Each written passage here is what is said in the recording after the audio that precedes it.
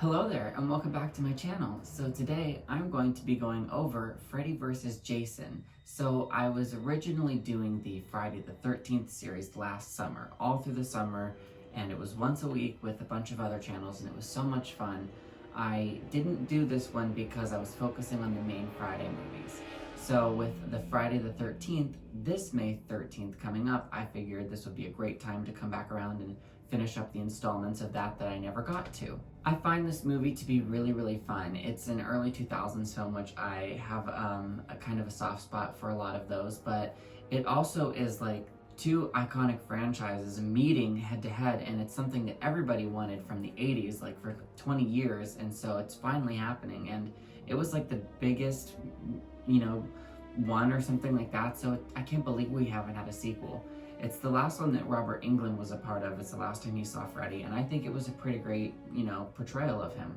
I've always wondered what would happen if these two went face to face, and so with all of that being said, let's get right into Freddy versus Jason.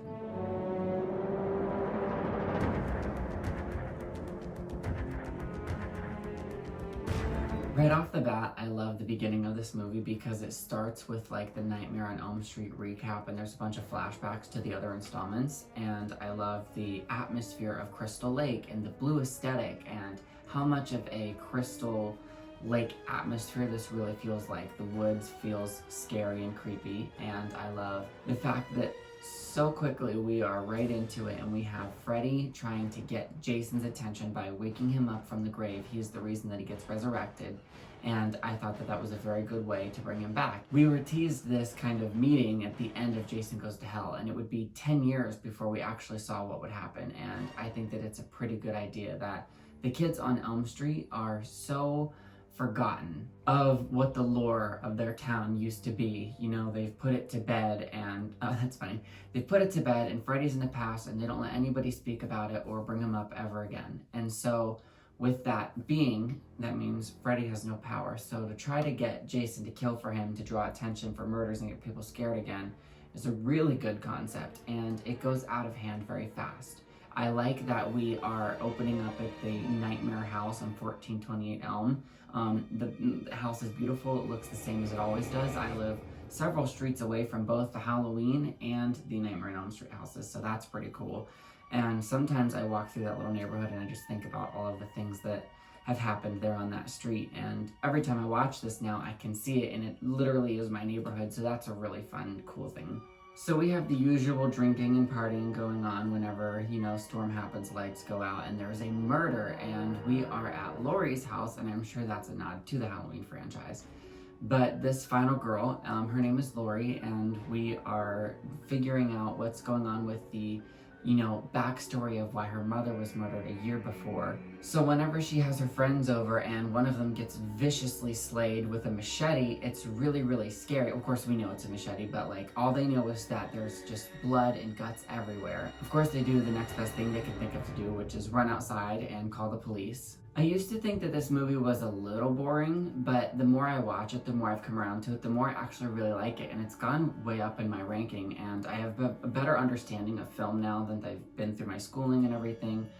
And this really is so fast-paced, they don't fuck around. Jason is already showing up at the porch of the other person from the opening film, or from the opening scene, and he's just now dealing with a nightmare from Freddy, and he wakes up because Freddy isn't quite strong enough. He doesn't have the kids terrified enough yet. He doesn't have enough fear to cross over into their realm. So it just is so suiting that Jason slashes two more people to death right in front of our very eyes, and the blood in this movie is really realistic. I'll have to say that I really love that aspect, because there are a lot of movies where it looks like red paint, or it looks too much like gel, or like, I don't know why or what, it can't be consistent, but I like a film that has fake blood that looks like real blood. I've always been a huge fan of the Friday franchise, so seeing Jason like this means he's like so badass. It's everything I want, and I like that he is what I consider the favorable killer in this. So like, maybe not, but for me at least, I prefer Jason over Freddy, and I also prefer the Friday franchise over the Nightmare franchise. So I've kind of been rooting for Jason this whole time, and seeing Freddy get jealous of the killings that are going on is very, very expected, but it kind of pisses me off. Not pisses me off, but it's like, ooh, you little fucker, like, of course you can't just fucking, you know, I guess if you're gonna be a killer, you're gonna be a narcissist anyway. So yeah, obviously we get them going head to head, and I like the fact that both of them are after teenagers at first, and whenever they kind of start getting on each other's nerves, they are like, you know what, fuck you. And it's more so that Freddy is trying to take out Jason because he is sick of this. He's like, this is not what I wanted. You've already got everybody scared. You fulfilled your part to me. Now you can just check out of my game. And we have this cornfield party, and I love that because it reminds me of Ohio. It feels exactly like a place that I would be growing up, so I know the atmosphere, I know the layout, I know the land, and it's something I'm familiar with. So when you put a setting there and make it scary, I already feel like it's comforting, like it's fun. You know, there are some parts of this film that are a little 2000s, and it's not hard to watch, but it's just like, you know, there are parts that lag that aren't, you know, like some of the other greater horror films in, you know, maybe this franchise and other franchises, but it's still really enjoyable, and I like the kills, and I don't mind the CG. It seems to be very realistic. The only one kind of thing I could point out was when the guy gets his neck like snapped and turned around. The plotline with the boyfriend being in an insane asylum, which is the same one from the Nightmare franchise, is a really fun callback to the one wherever Nancy was in part 3. So here we are with the fact that everybody's being dosed up with pills there that keep you from having dreams, and so that's kind of like a Freddy suppressant. And after a while of everybody figuring out what's going on and having murders all over their town, they quickly come together trying to chase down this little pill that helps them defeat Freddy. And of course, on their way to get there, it's just mass chaos. And he at one point was in the asylum, so he knew about the pills, and he broke out to see if his girlfriend was all right, and then they all go back there. And Freddy possesses this like stoner kid, and that's probably my least favorite part of this film, is because the character for me is just not enjoyable, and I don't really like his vibe or his aura or the way he looks. He looks mean. He just seems like a not fun person. And on top of it, we get this like weird CGI'd Freddy. Now that is the part that is different for me. You know, CGI blood that looks really good, that's cool. CGI caterpillars that are smoking bongs that are obviously not Freddy Krueger but are trying to look like it. That's where this gets a little messy for me, and I'm sure for most people, and it was ambitious at the time, and I totally get that this being a nightmare movie, that a lot of weird things would be happening in a lot of distorting ways things would look.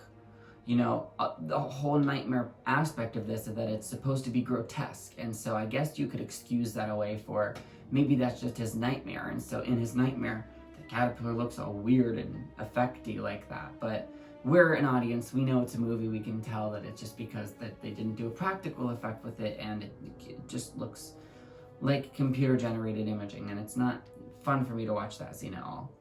But later when he gets slashed up in half trying to knock Jason out with the goo, that's pretty fun for me. I like the idea of having them face off at Crystal Lake because Jason has a home field advantage, and if he defeats Freddy, then hey, he's already home, why would he follow the teenagers back? So I think that was really smart as well, and our final girl Lori is going into the dream world trying to, you know, discover the ways to bring Freddy out of here, and I love the things that she goes through, the nightmare sequences. This is some of the best. This has a lot of really fun kills, a lot of really fun nightmare sequences. This is a really good versus movie. I feel like it's, you know, 50-50 very well. I almost wanted to say that it's mostly a nightmare film, and I feel like maybe it is, maybe like 55, you know, 45, but it's just, it's really fun, and I like whenever they're finally going head to head, and there's so many action sequences and slashings and stabbings and getting thrown here. That's another thing that happens, is everybody gets thrown around everywhere all the time, constantly, and I don't know why. Maybe that's just like a fun little trip the director wanted to do. But I did like the, you know, flashback sequences to when Jason was a kid, and the explanation of that in the beginning, and you know, it's all stuff we knew anyway, but just seeing this different pictured other side of the dramatic event that happened was, you know, so shocking. And one of my favorite cinematic moments, I think, of this is whenever Jason wakes up from his dream and Freddy notices Laurie standing there and he shoots up out of the water, and there's this like crazy effect of like the dream aspect changing and focusing on her. And I thought that was awesome. It blew my mind actually. I was like, wow, this is really cool. And I love the dock. I love the flames. There's a lot of real flames. I love the action. It's a good fight sequence. I love how they're really just tearing at each other, and after a while they don't give a fuck about the teenagers. They're just kind of caught up in the middle of it all, despite the fact that there was all of her friends being dead, you know, with her friend getting slashed and killed in the woods, and then, you know, the other guy that was left out to bleed alone and die. That was really sad. I thought that was, you know, such a lonely death, and it's so haunting because that's what would happen in these situations. Is most likely you would sit down to rest and just kind of fade away quietly. And that's what's so scary about human mortality. And so that's what drives these people to fight. And another one of my favorite shots is this explosion at the end, and you see a machete and these boots walking up toward them, but it pans back and it's Freddy. It's a fun twist. And overall at the end, I like the fact that Jason is the victor. He claims Freddy's soul, Freddy's head. You know, he's coming up out of the water with it at the end. And I prefer that, you know. Jason to me is kind of like the ultimate killer.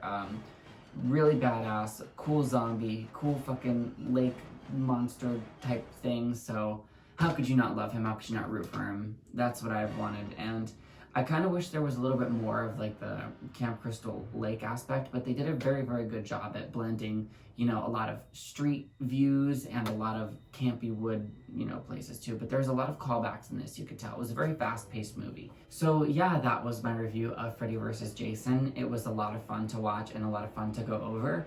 It's put me exactly in the creepy mood. In this next week or two coming up, I'm gonna be binging a bunch of different things, like, you know, some of my favorite Tales from the Crypt episodes, and AHS, and Goosebumps, and The Twilight Zone, and a lot of fun things like that I like to watch, you know. I always have the Scream movies on rotation. So yeah, I'm totally excited for this upcoming Friday the 13th. If I checked my calendar correctly, it's going to be the only one of this year. So the next Friday the 13th is going to be January Friday the 13th of 2023. And then the next one after that will be also in 2023, but it'll be October Friday the 13th, which is cool because then 2 weeks later is Halloween. Tell me what you thought down in the comments. Be sure to describe your favorite parts. Do you root for Freddy or do you root for Jason? Let me know what parts work for you and if you had any favorite aspects. I definitely liked the score. I love that there was a lot of nods to the Friday the 13th series. That was my favorite part. The music was very heavy on the nightmare side though, I will say that. But yeah, all in all, it was a good film. I would give it 3.5 stars out of 5, maybe 3. We'll see where it places in my ranking whenever I do that. Be sure to check out some of my other videos. I've done a bunch of different genres and I plan to do a bunch more. I've done some live streams with my friends, and I do a lot of like other videos like location visits or objects that I have. And so I also have a community tab. Make sure to check that. I post something almost every single day there, asking fun little questions, sharing fun little informations, and I interact with that daily. And so that's like the best way for me to do this. And it's so fun. So there's that. Check that definitely. And thank you for watching, and be sure to come back and see whatever I post next. All right, I'll see you next time. Thanks. Bye.